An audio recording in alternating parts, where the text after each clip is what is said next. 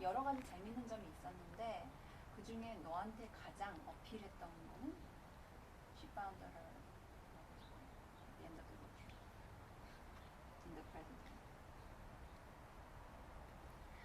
So, to wrap it up, I think Sal was actually pretty brave.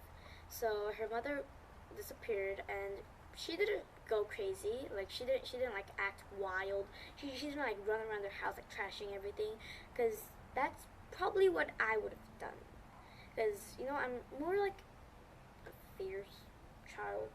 I'm not really calm. I'm only calm when I get something I want. So if my mother disappeared, like suddenly, then I'll like go crazy.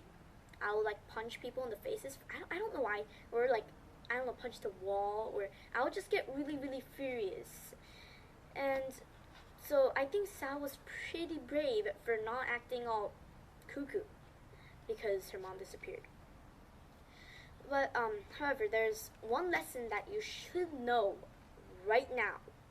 And that lesson is on the second page of the book. It's right here.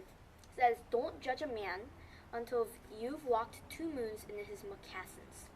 Now, moccasins are they're shoes that the Indians used. They're like wooden shoes that they walked on.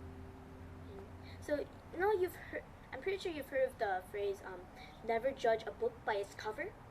Don't judge a man until you've walked 2 moons on his moccasins. It's kind of similar to that, except it's about a person. So I didn't really get it until I finished the whole story, which is a long time. But I actually finished it in like a couple of days, 2 or 3 days.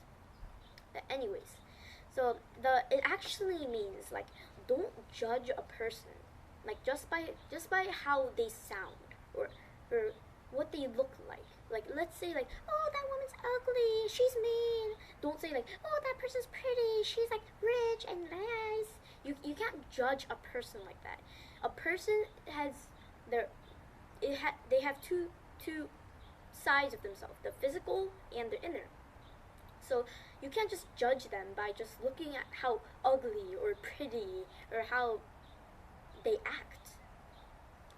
So I think that's my lesson, because I really like to judge other people, and I don't think I should do that anymore. But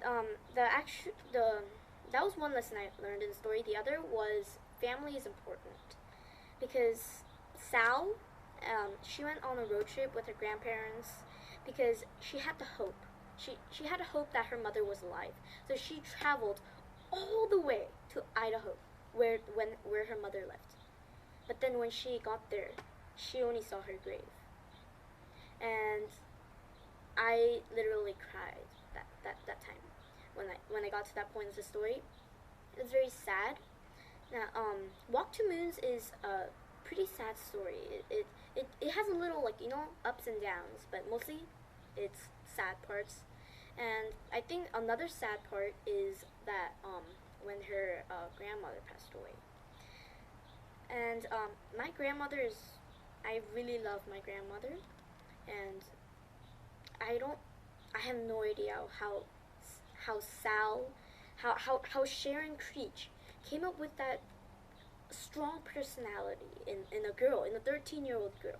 Like, no matter how old you are, even if you're like 40, 50, if your grandmother or your mother passed away, you would cry. Like, you would be really sad. And Sal was just like, oh, like she was just depressed because she didn't want her father or her grandfather to get sad too. Like, she didn't want to bring them in the emotions. So I guess Walk to Moons is very fun. Well, it's fun, but like it's more emotional. So I am not asking you, I'm demanding you to read this book, because if you do not, I don't know. Like, this book has taught me a lot of things. It's inspired me to live my life as happy as I can. And this book also taught me that not everything that I think is right. Like, I'm still young. I'm only 11. So I still think that everything that I think is my way, it's right, and I was wrong, and I realized that after reading this book. So I'm pretty sure that your mind and your personality will change after reading Walk to Moons. 아니 끝에 가가지고 왜 또 다시 막 말을 길게 막. 됐어.